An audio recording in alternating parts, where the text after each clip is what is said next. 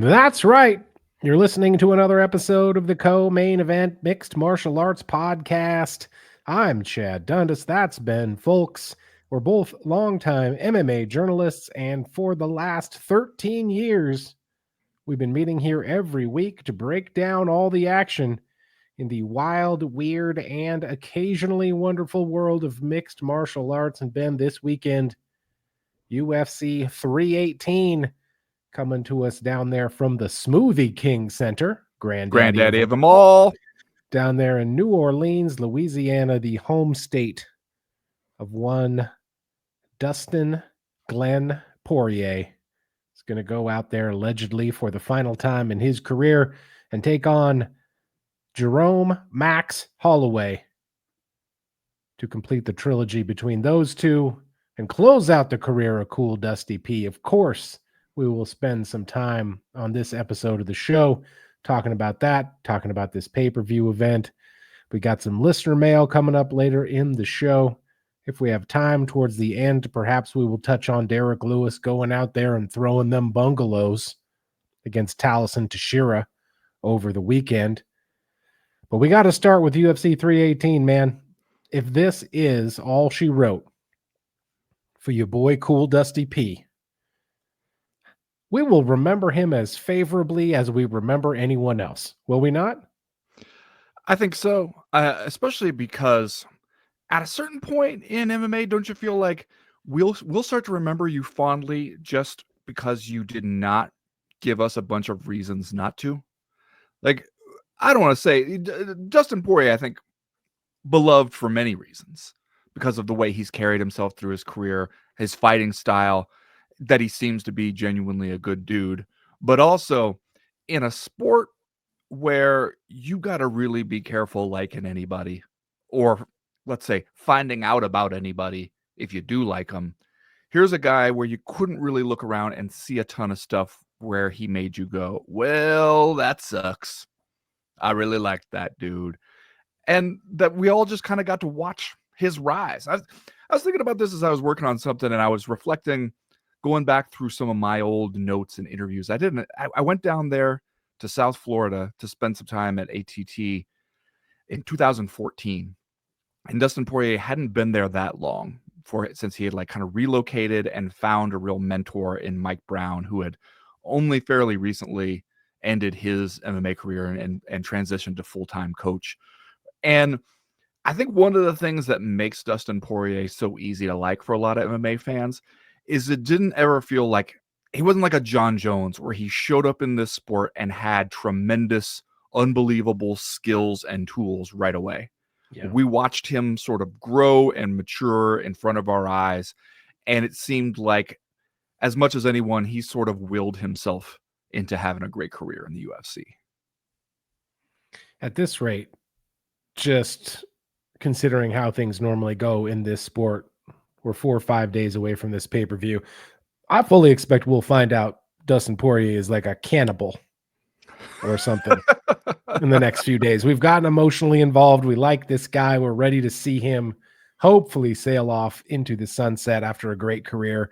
Probably like Thursday, Dustin Poirier will tweet something about how he loves eating human flesh, and he's been doing it for years. That's just how it goes. And the sweetest flesh of all is the tender flesh of a child. A baby, preferably. Mm-hmm. Yeah.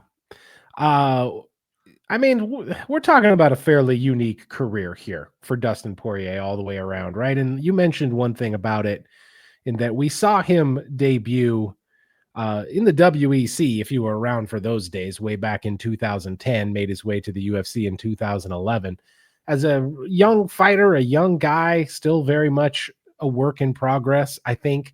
And we have watched him mature all the way up to the interim lightweight title reign for him, and, you know, feuds with Habib and Conor McGregor and everybody else. This is the full body of work for Dustin Poirier is pretty fucking incredible, especially when you consider the list, just the list of people he's fought, man.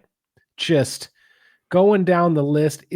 I'll just read the last handful in order Okay. from most recent to, furthest away from us in time. Islam Makhachev, Benoit Saint Denis, Justin Gaethje, Michael Chandler, Charles Oliveira, Conor McGregor twice, Dan Hooker, Khabib Nurmagomedov, Max Holloway, Eddie Alvarez, Justin Gaethje, Anthony Pettis. That goes back to 2017. Those are the people that he has fought. And before that, Jim Miller, Michael Johnson, Bobby Green, Diego Brandao, Cub Swanson, just a who's who. And especially if you look at the recent career after Dustin Poirier had kind of come into his own, we're not going to remember him as the greatest lightweight of all time. We're not going to remember him as maybe the number one guy at any point during his career. But that is as good a resume in terms of level of competition and high profile fight after high profile fight that you will find in the sport. Yeah, it almost makes it seem at a certain point like if you were at lightweight or featherweight and you didn't fight Dustin Poirier, did you matter? It's an indictment of you. Yes. Yeah. I mean, and especially when you look back and you think about some of those fights, there are some classics in there. It's not just he fought these guys, lost to the good ones, beat the not so good ones. Like he got entries on both sides of the fucking ledger, as Trixie from Deadwood would say. Also, could reasonably say he helped rid the sport of Conor McGregor. Sent him out on that broke ass leg, Chad. Knocked his ass out, sent him out on a broke ass leg in the next one. Never to be heard from again, at least inside the cage, as I assume we will get to later. I was just about to say, if only that was the last we had ever heard of Conor McGregor. Yeah, I mean, I don't know about you. I've heard grumblings about this event this week. Just in terms of overall quality? Overall quality. I mean, I'd say that's a fair criticism when you look at the entire card. It is when you look at the entire card. Because it's like, I guess I understand people being like, hey, is this one like you got Dusty P's retirement fight, him and Max Holloway. Again, we got the BMF stuff that kind of hanging over it. Whatever. It seems like if you had a better supporting cast, people would have gotten into it. But instead, it feels like everything below the main event, like let's just say there's nothing on there that couldn't possibly be a fight night card. Like you could very easily say UFC fight night from the Smoothie King Center and the headliners Paulo Costa and Roman Kopylov, Yeah, for sure. Are we doing your boy a disservice to put it on here and not give him a little more help, not give us a little more back and band here than what we got on the undercard? I mean, in terms of overall attention that this fight card is going to get, maybe in terms of the finances, depending on what the clauses of Max Holloway and Dustin Poirier's contracts are. I don't know. In a way, though, does it feel like we're kind of clearing the lane for these guys? It's like there's no doubt. Yeah. There's no doubt what the main event is here. There's no doubt who the focus is on at this event. Now, would Dustin Poirier probably have, a litany of stars on the undercard? Probably. And I think most of the viewing public probably would too. But, this is in some ways par for the course for the UFC, as we've been talking about for years now.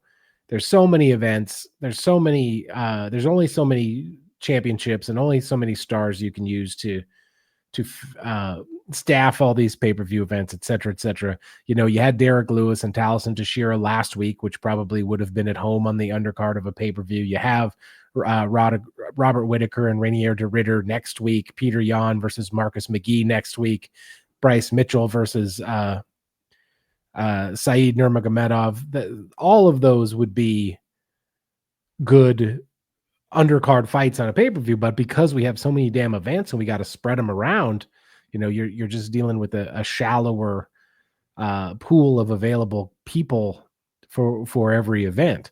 So yeah, 318 looks a little thin, especially as compared to some of the other pay-per-views we've seen this year, but I think a lot of people are going to tune in to see Max Holloway and Dustin Poirier, because we know what kind of show it's going to be. We know what kind of fight it's going to be.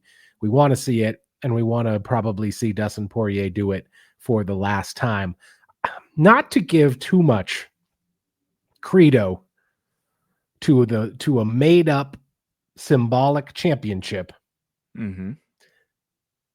How we running around pretending like Max Holloway still has that BMF title? We just decided that the Ilia Topuria fight wasn't a title fight BMF wise. We just didn't put it on the line for that one. Is that what we decided? Jed, don't you know that there ain't no rules with the BMF title? That's the entire point of the BMF title, is to be whatever we would like it to be at the moment. It's a little C by his name on here, Ben. Yeah. Little C by Max Holloway's name, denoting that he is a champion. But if it's how are you gonna? Maybe they if go, it's the BMF belt, how are you gonna be like, oh, wasn't on the line for that one? because it was a proper title fight? Is that the reasoning? I'm the BMF, but I only put the BMF title on the line for certain fights. That's not BMF behavior. Listen, the BMF title it's never been a thing that we are carrying forward in a logical fashion. The BMF title, since its inception, has basically been a thing where we pluck it out, we set it down when we need it, we say this is for the BMF belt, and whether you win or you lose it, the next fight that we do, we could easily say that one's for the BMF title. It's not a thing that gets carried around, passed around in the normal fashion. I'm almost okay with it just because it was always a gimmick. And it was a fun gimmick when we first got it. I was not too long ago reflecting, Chad, on our trip to get the BMF wings. Mm-hmm. One of the most read things that we did on during our time at the Athletic, which is, and why not, kind of shocking. Yeah, kind of shocking and disappointing. When they were going to run a whole promotion around, for people who don't know the story, at Buffalo Wild Wings, they were like, in honor of this UFC event and the first BMF title going up for grabs, we're going to do some BMF wings. And then when we showed up and we were like, we're here for the BMF wings, they were like, the what now? And then they were kind of like, yeah, nah, yeah, sure, no, we could do something. And then they just went back there and it seemed like they just made us the hottest fucking wings they could. And we're like, that's them. That's the BMF wings. And who are we to say they weren't? Yeah. It was we always been the only people in the country to eat BMF wings. That's how they acted at Buffalo Wild Wings. The news of the BMF wings had at least not trickled down to the Buffalo Wild Wings here in Missoula, Montana. Maybe elsewhere, the Buffalo Wild Wings BMF wings were hot sellers. But when we rolled up in there, man, they missed the memo from corporate. Is how it seemed, because they had never heard of those BMF wings until we ordered them. I got a goddamn press release about it emailed to me, so you'd think that somebody might have heard, but wasn't it a thing where the server was like, I have to go check on that, and like went away for a while and then came back and was like, yeah, fine, it's sure we can do that. Yeah, the thing was, like, the BMF idea kind of started organically. Then the UFC, in a rare move of the UFC actually listening to fans and listening to what people are saying, we're like, you know what? Yeah, that's a good idea. We'll do that. We will basically steal your idea and pretend it was ours all along, but still, we'll do a fun thing. And at the time, we were all like, okay, yeah, cool. Like, that's fun. We appreciate you being willing to do something different, because Dana White, kind of, the older he gets, more and more a stickler about kind of shit like that. And so it makes sense now that they're just like, look, the BMF shit, even more than the regular titles, always going to be a promotional tool that we use however we see fit. Doesn't matter what the fuck happens. It's why nobody's concerned that Dustin Poirier might win the BMF title and then walk away with it, because it doesn't fucking matter. Doesn't fucking matter. He's going to get the same exact BMF replica belt you could buy off UFC.com for like $300 or whatever it is. So who cares? We know we're just sort of like throwing it out there so we can say this, we want to separate this one off as being like not about the stakes in any one division, just two badass dudes fighting, and they're going to give you a certain kind of fight. They both seem to have internalized that. Not that I think these guys were going to come out there and do a whole lot of technical wrestling if it wasn't this situation and with this BMF belt, but you have both these guys basically being like, yeah, we're going to stand out there, point at the center of the octagon, and then throw them thanks. And that they feel, I'm sure, like that's what's expected of them. I think there's also probably a part of it for Dustin Poirier where that's where he kind of wants to go out, is like a really fan-friendly fight in front of a home crowd, all that kind of stuff. And it is, I think, useful to have something that we can say, this one, we're doing this for fucking fun, because it's going to be fucking fun, and not everything has to be about a ranking next to everybody's name. However, where it does get tricky is you're making this a pay-per-view, which normally got to have some gold on the poster. And the gold on the poster is just for funsies kind of gold. And maybe wouldn't be a big deal if you backed it up with some other shit that was meaningful in a bunch of different divisions. And instead, it kind of feels like the whole thing was a little bit of an afterthought. Yeah. Dustin Poirier 2-3 in his last 5, and Max Holloway comes in on the heels of that knockout loss to Ilia Topuria. Dustin Poirier going off as a slight underdog here, at least according to the odds I'm seeing at the moment. He is plus 120. Max Holloway minus 142. Nobody's complaining about the fight that these guys are going to have, or at least the fight that we expect them to have. Although it is always a little bit weird when you go into an unscripted professional sport based on competition where there is a gentleman's agreement to sort of have a certain kind of fight. Yeah, that is always that creates. I mean, for one thing, it's not like we've seen in some other fights where one guy has an advantage that he is basically being peer pressured not to use.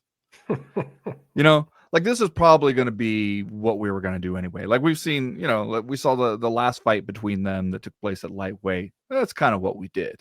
Went out there and threw them. And now it just feels like if anybody shoots a fucking double leg, they're getting booed out of the building. Like we have definitely established that expectation, like it or not. Have you seen Max Holloway has the logo now that's an M, where it looks like one of the little legs of the M is a finger pointing down, like it's pointing down at the middle of the cage. Yeah. I have not seen that, but that honestly kind of inspired. As MMA logos go, it's kind of inspired. It's not just like a fist that looks like it's punching out of the middle of the paper. It's just an actual like logo. What else? You want to say anything else about this? I see we're running it back with Patricio Pitbull. We got a do-over. Patricio Pitbull's getting a do-over after he came in and lost to Yair Rodriguez. He's going to do the thing with Dan Ige this time. Yeah, he need to look a little better this time. Mm-hmm. We're bringing the bar down a little bit. The high jump bar. We're bringing it down a little bit for Pitbull since he couldn't clear the last one. Yeah, and this is the one I think if you came out here and you just fucking ran through Dan Ige, then people would turn around and they'd be like, hey, first fight in the UFC. A lot of people have shitty first fights in the UFC, go on to have good careers. This one, if you don't look good, and especially if you don't win, people are going to be like, well, all right, this guy was a bust. They got him too late, or even less charitably, he was never good. Bellator always sucked. Shit like that. So a lot on the line for him in this one. He's not the only person dealing with that sort of post Bellator pressure these days in the UFC, but it's definitely on him. He got to win this. Yeah. All right. That's probably going to do it for UFC 318 discussion, unless you got something burning a hole in your pocket over there. Mad Marvin Vittori's on us. That's what you want to talk about? Mad Marv? I want to talk about how Mad Marv and Paulo Costa are both on this card. What are the chances we throw some breakfast buffet items at each other in the lead up to the fight during fight week? We got to keep them apart. This is half of the duty if you work behind the scenes at the UFC is knowing who you got to keep away from each other. And that's not even a joke. That's just like part of the logistics is that I don't know if you have a file on everybody that, creates what, like who we can't have sit next to each other at the wedding. Yeah. Like Matthew McConaughey's board on his wall in his garage. He's trying to track down the killer. That's what it looks like. You can't have the two guys on the same bus. You can't have them in the same locker room. Probably can't have them on the same floor of the host hotel. It's logistics, man. This is why you get paid the big bucks if you work behind the scenes at the UFC. Man, that's got to be so fucking complicated at times, especially because you have some of those fighters where they beef with fucking everybody. And you're just like, that one slid under the radar. And the next thing you know, we're throwing hand sanitizer and water bottles at each other. And there's yet another hotel that it's like, the UFC is not welcome back here. Though, I mean, I do think still stands out in my memory as one of the all-time great MMA Jedi mind tricks when Paulo Costa told Marvin Vettori, look, I'm not making the weight. Like several days out, was just like, not going to do it. And Marvin was like, what the fuck? Like, of course he got mad. Yep. Marvin going to get mad. And he was just like, you agreed to this weight. You got to show up at the weight. And Paulo Costa told him, that your own personal problem. And fans were on Paulo's side. It was amazing. People were like, yeah, Marvin, shut up. It's like, he's right, though. He's right. Yeah, I mean, never underestimate MMA, the entire MMA culture's ability to pick the wrong side of an argument. Yeah. In fact, if you are on the same side as most of the MMA community in an argument, you may want to check yourself. You may want to go back and re-examine the facts to make sure that you are not on the wrong side of history. That's when you got to be like, uh-oh. Remember, you're listening to the Co-Main Event podcast proper. This show drops every Tuesday afternoon for free in your timelines and your podcast libraries. But if you want even more of the Co-Main Event, you can find Ben Fulks and myself all week over on Patreon. Hit us up at patreon.com/co-main event and get loads of extra audio and video content, as well as access to our official Discord message board where they're talking fights and a lot of other stuff literally all the time. Head over to patreon.com/co-main event. Sign up to join the team tomorrow. If you got in today, tomorrow, you could get your question in for the weekly live chat, and we would basically be honor bound to answer it. We had our guy, Sean, put in, he actually sent this in as an email to the proper. And I told him, hey, man, this is a really good question, but you should put it in on the live chat because it references our discussion and critique of AI from last week over on the Patreon page. And I was like, we should talk about this on the Patreon since we didn't really talk about it on the proper. So hopefully he's going to send that in and we'll be able to talk about that. It is, I have to say, a spirited and halfway convincing argument in defense of AI. So we'll probably talk about that tomorrow if that sweetens the deal out there for anybody. If you don't or can't join the Patreon, another great way to support the show is by going to our website, comainevent.com, and checking out our merchandise shop. We got t-shirts, we got hats, we got hoodies, we got lots more. Stop by and pick up the best-selling Daddest Man on the Planet coffee mug or t-shirt while we can keep them in stock. Get a Dundasso t-shirt or hoodie, get a Bobby Nuck shirt, get a Volcomania shirt. We got it all. Just go to our website comainevent.com and click the link at the top of the page that says shop. As always, we partner with our guy, Johnny Ashcroft, on the shop. He is a graphic designer from Portland, Oregon. We can't recommend him highly enough for all your design needs. Hit him up at studiosuperconductor.com or on Instagram at studiosuperconductor. And right now, like we always do about this time, let's do a little bit of listener mail. Listener mail.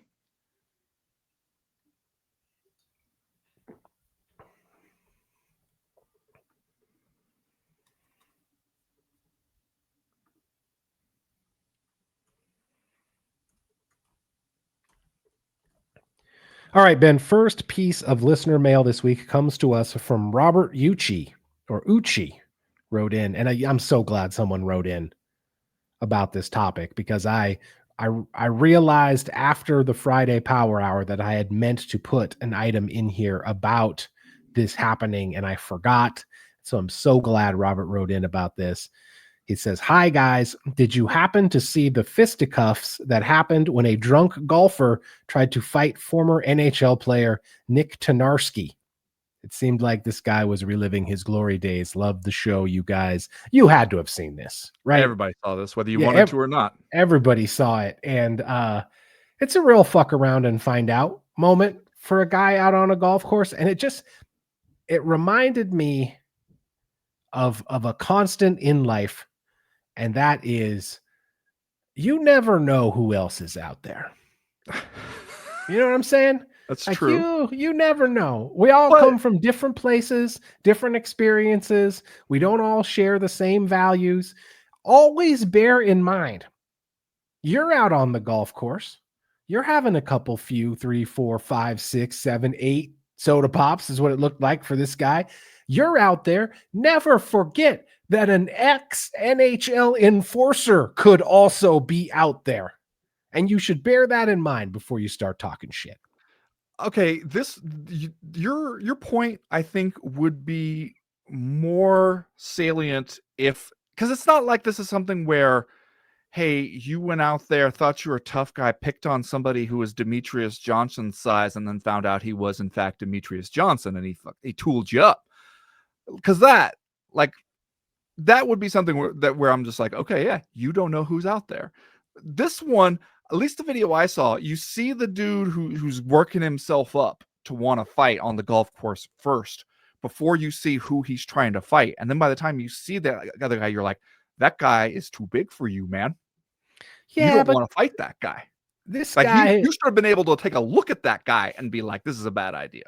But see, now you're assuming that dude can see straight, which I don't think he could. I think he had consumed enough of various beverages to have put himself into the black lands where he is not necessarily making accurate physical and physiological comparisons.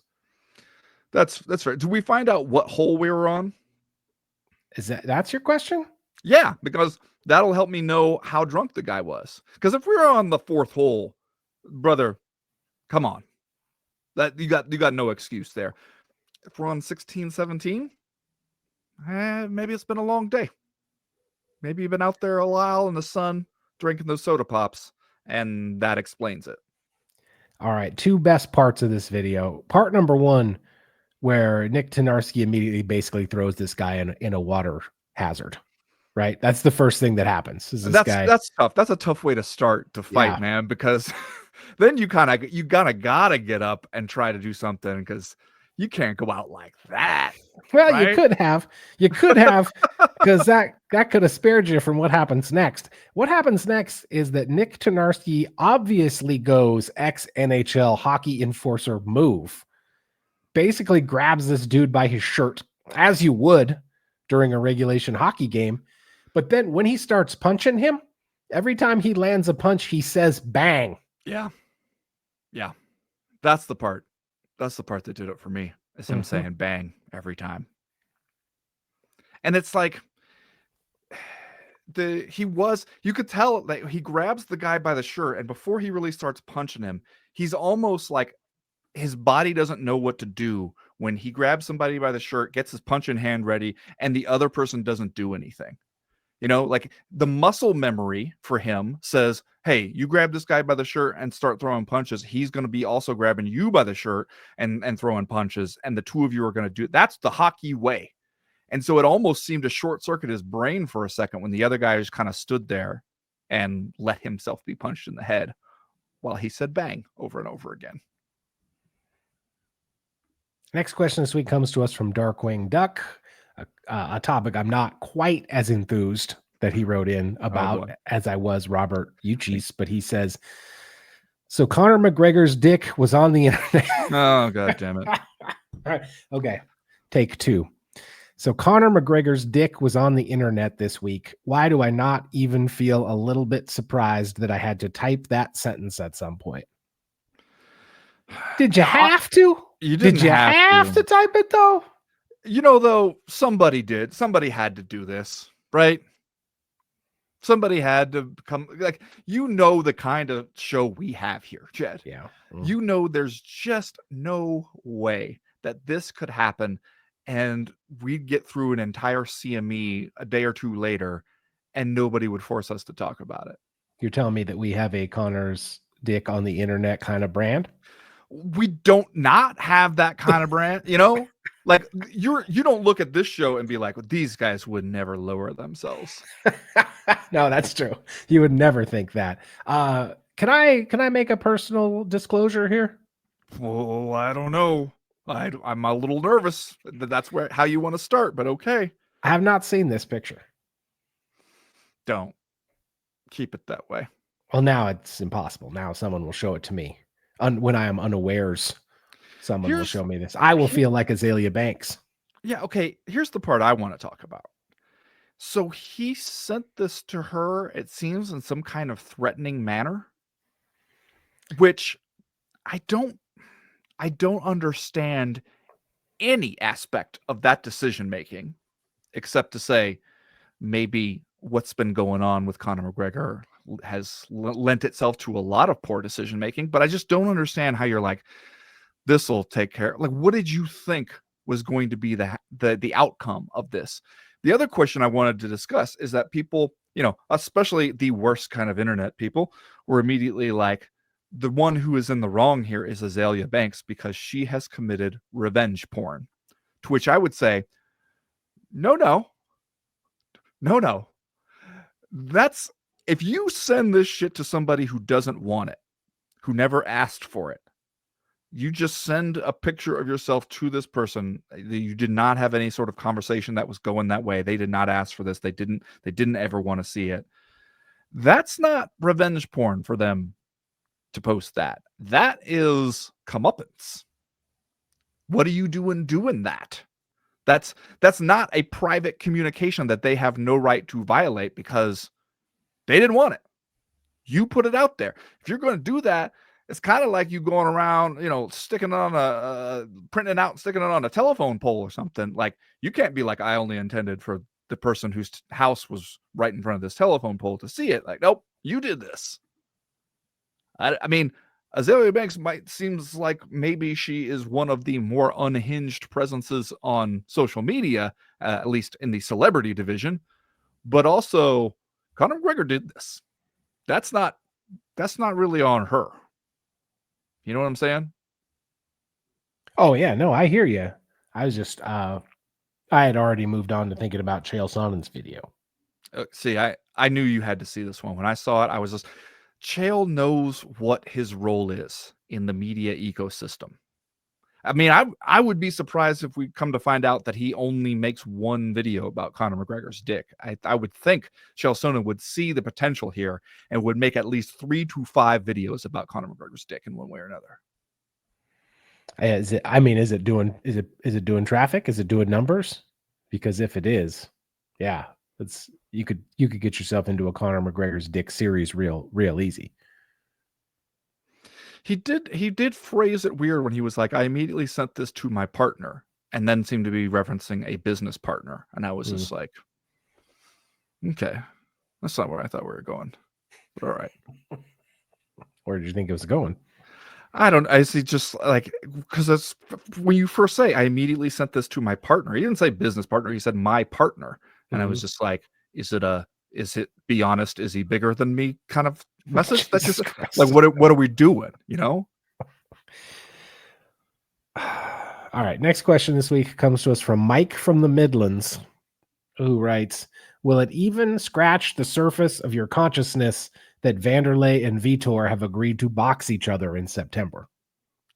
It scratched the surface of my consciousness when I saw it come across the wire this morning. These guys, Chad, their combined age, I believe Vanderlei just turned 49. Vitor, I believe, 48.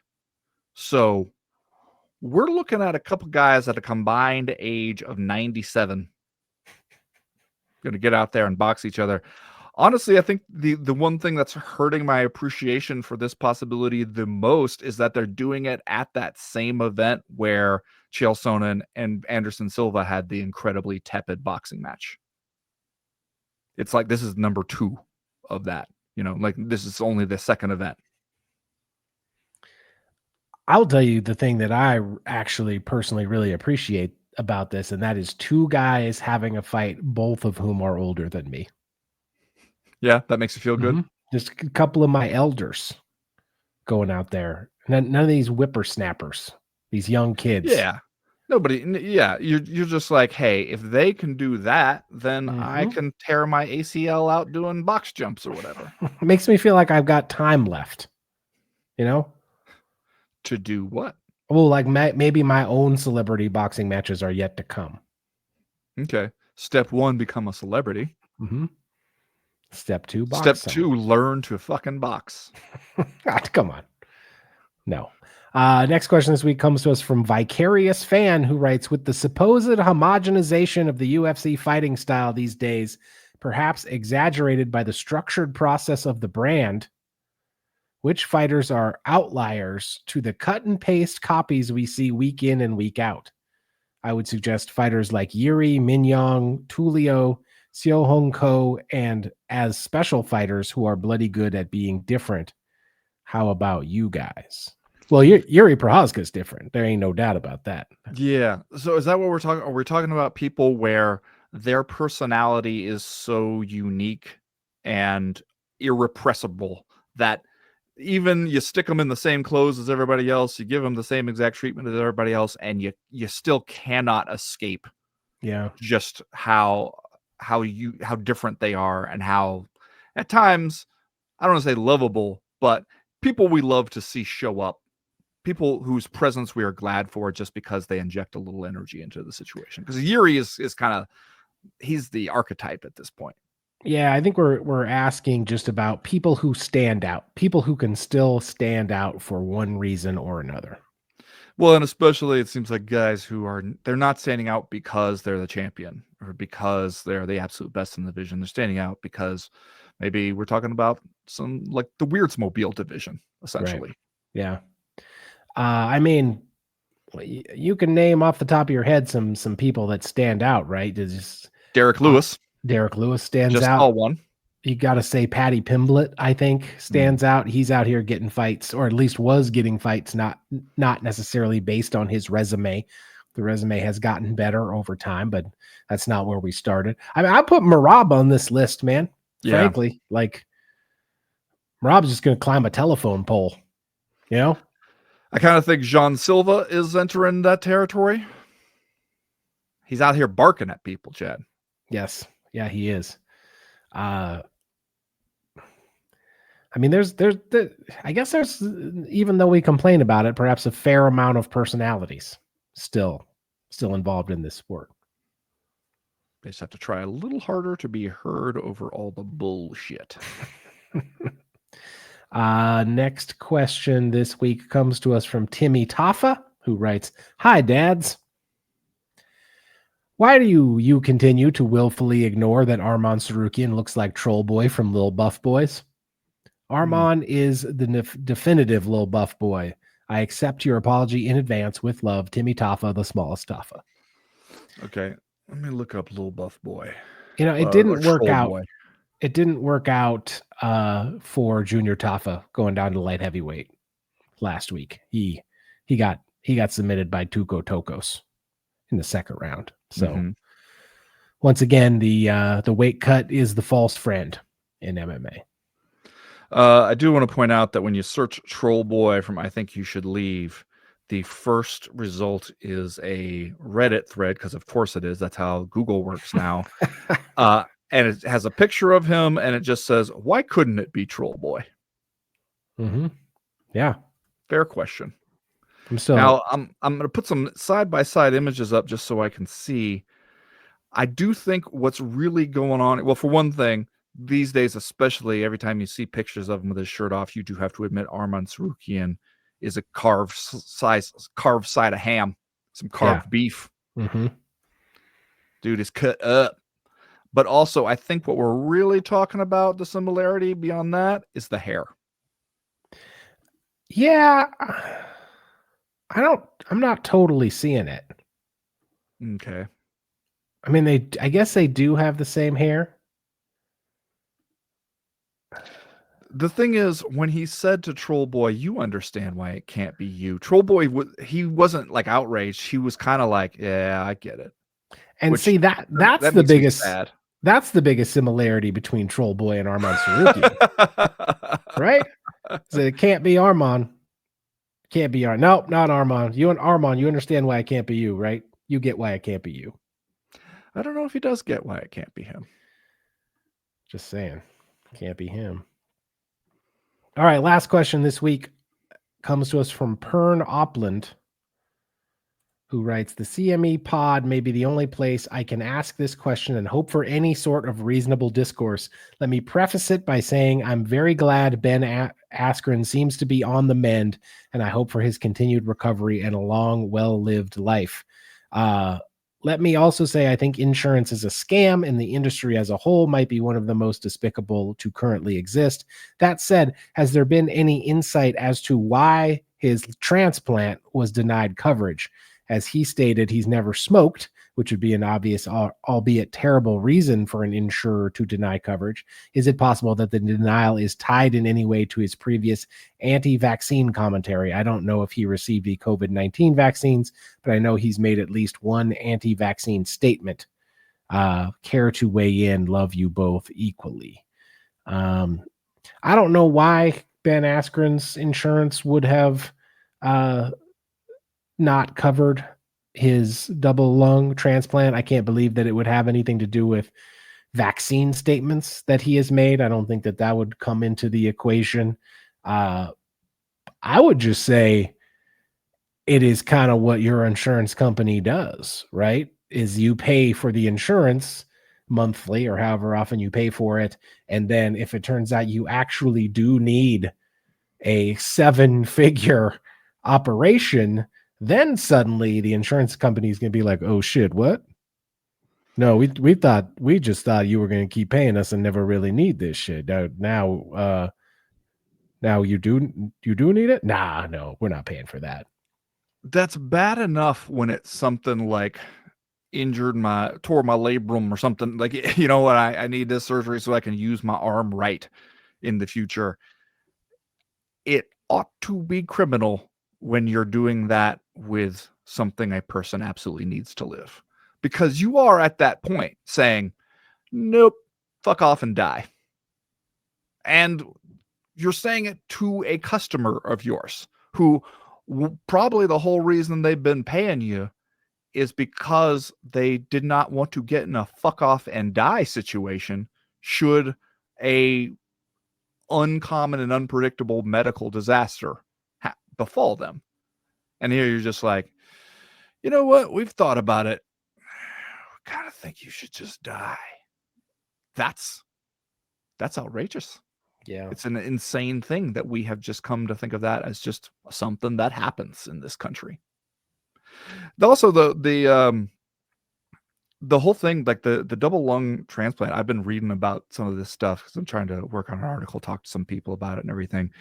And, you know, I don't think it'll come as a shock to you when I say it'll drastically change your life if you went and got a double lung transplant, and probably considerably shorten your life. Yeah, that's what the only things that I know of it are because of stuff that I read about lung transplants during the pandemic. It does not seem that Ben Askren's condition had anything to do with COVID-19, if I'm not mistaken, right? It was like a staph kind of infection or something that mutated quickly into pneumonia that then put him in trouble. But my only interaction with lung transplants, if you would have asked me 5 years ago, is a lung transplant even a thing?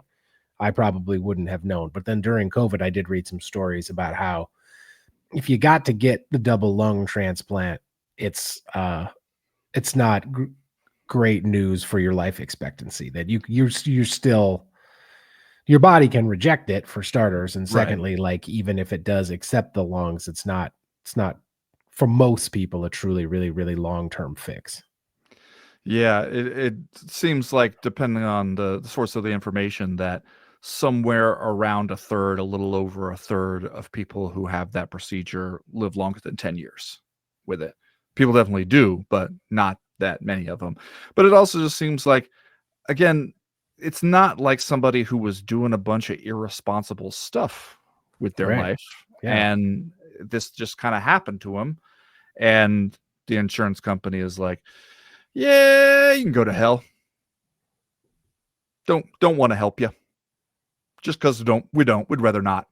We would rather not provide the life-saving service that you have paid us for years, probably. Yeah. It's kind of the point of the thing. It's a violation of the spirit of the thing, Ben. It is. It is, in fact. And that's the kind of shit that maybe ought to have them looking over their shoulders when they're out there in those streets. You know what I'm saying? It's also a violation of the spirit of humanity, really. It is. Morality. The common good. It's a violation of many spirits. All those things. All right, that's going to do it this week for listener mail. If you have a question, comment, or concern that you would like to air to the podcast in future weeks, you know how to do it. You go to the website, comainevent.com, and click the link at the top right-hand corner of the screen that says email the podcast. That'll get you in touch with us. Right now, Derrick Lewis, what are we going to do with this guy? Incorrigible scamp, Derrick Lewis. That's coming up after the break.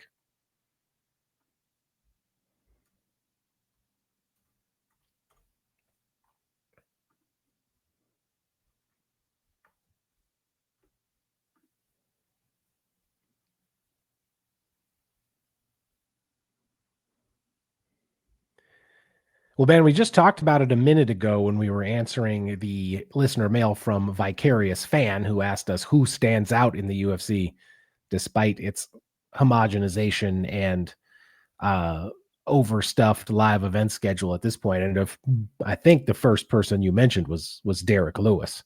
And at this point, there's almost no one doing it better, I guess, in terms of like standing out and making themselves selling themselves, I guess, as a commodity in the UFC landscape, because kind of doesn't matter what Derrick Lewis's win-loss record is. Kind of doesn't matter who he's fighting. Kind of doesn't matter what kind of card. We'll watch. We're going to watch because he's going to give you something. We don't always know what it is, but it's going to be some kind of a thing will happen. I mean, it kind of sounds like what you're saying is that no matter what, Derrick Lewis is a capital G guy. Absolutely. And you look at the fight here, like with this Taliesin Teixeira fight, which is a fight where Derrick Lewis was a pretty sizable underdog. And it looked like the UFC once again was trying to do the thing where it takes an older established fighter and uses them as a stepping stone sort of against one of these young up and comers that it kind of wants to get a little bit of notoriety and shine put on. So you have this fight booked and it's coming up, and then you start to see, well, Derrick Lewis is in shape for this one. Derrick Lewis says he's been in a long camp. We can start to see some photos of Derrick Lewis where it looks like he's in pretty good shape. And then you start thinking, right? What version of Derrick Lewis are we going to get here? Are things starting to get more interesting in our minds? This is the power Derrick Lewis has. He's captured the imagination, Ben. So then we're like, oh, well, maybe we're going to get a good version of Derrick Lewis. And then you get him out there in the cage and the Derrick Lewis fight breaks out. Yeah. And he wins it. What'd you think of the stoppage here? It was early, but at the same time, don't let Derrick Lewis reach into his back pocket and pull a left hook out of there and then throw it at you like he is a college track athlete throwing the discus. Yeah. Right? Like, don't get hit with that if you don't want the referee to stop the fight. It also seemed like I agree it was early, but it was also like you got your back turned to the guy who is reaching around and punching you, and you're using the cage to pull yourself up back to your feet. And it's like the referee steps in and stops it, and then Taliesin Teixeira is capable of passing the what the fuck test right then. But it also seems like one of the things that helped a lot was that the referee got in there and stopped Derrick Lewis from punching you, because when the ref stepped in there, you had your back turned to the guy and were like clawing your way up the cage. Like it's not exactly like you were right there in it. Things were not going great for your boy at that moment. No. And I could see, why he's mad about that, because he's thought he still could have continued, but it ain't like you were winning right then. Like, you could see what the referee might have been thinking. Like the same way we said, like, hey, if you don't want to go down with an early stoppage, like, don't get hit to where you fall over on your face and cover up, because that is kind of a simple signal to the referee. It's kind of the same thing where you like, if you can't turn around to face the guy, like standing there like with your back to him is not great body language to show the referee I'm very much in this fight and I know what's happening.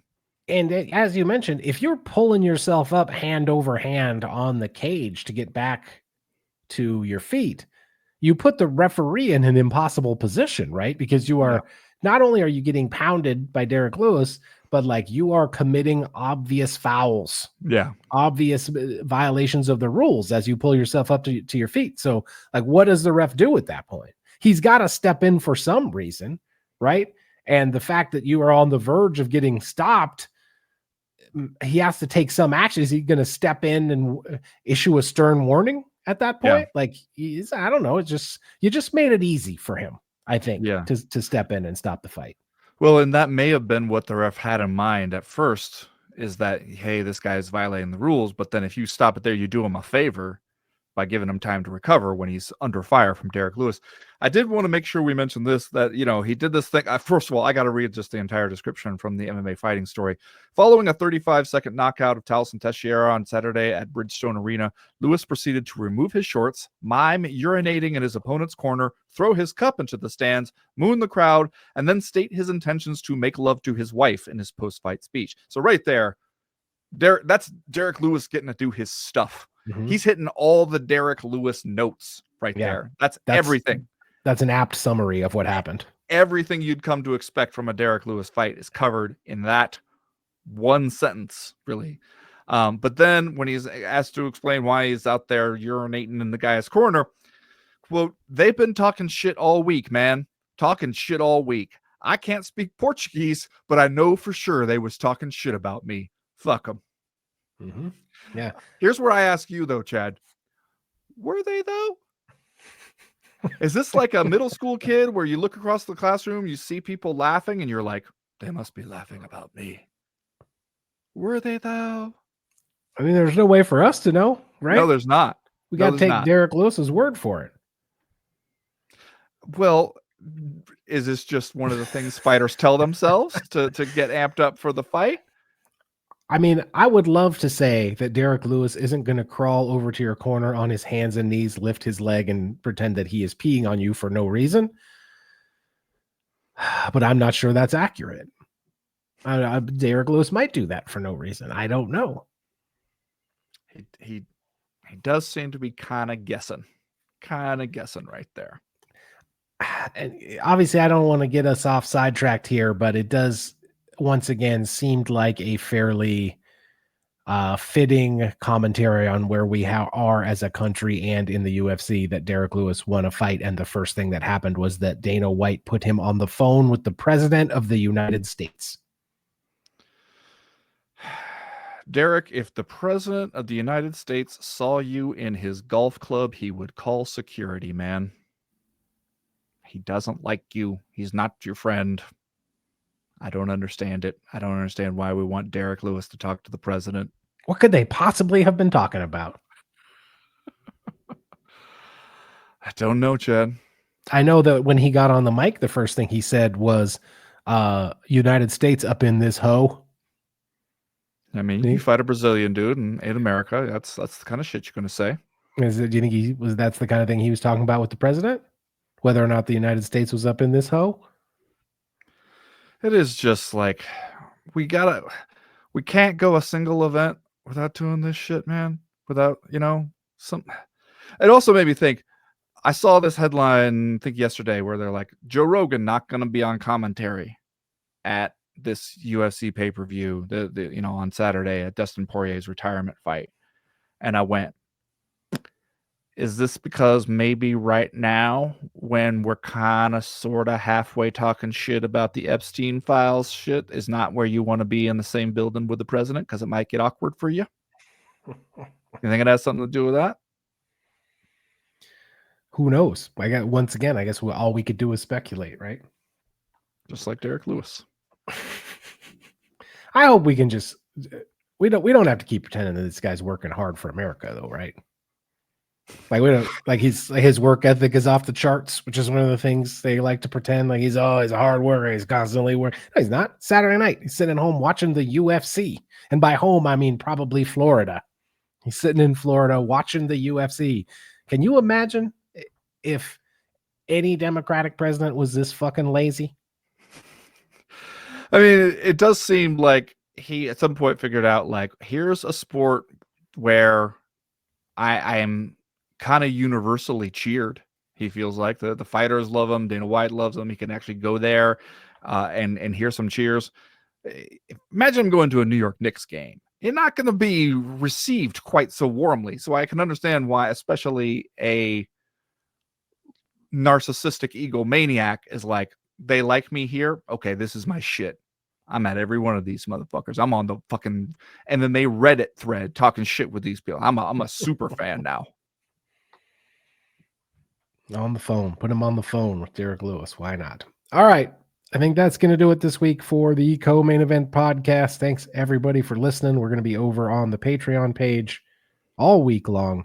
Hit us up over there, patreon.com/co-main event.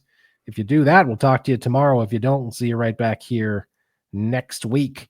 As for right now, we are done. We are through. We are out. Personally, I think it could have been Troll Boy. I think Yeah, Troll Boy, he was as good as any of them up there. I agree. So as deserving a part of the crop as the rest of them. As you know, yeah, I don't know. Don't know why it couldn't have been carved ham, carved up, goosed, goose suits. It's an old carnival thing.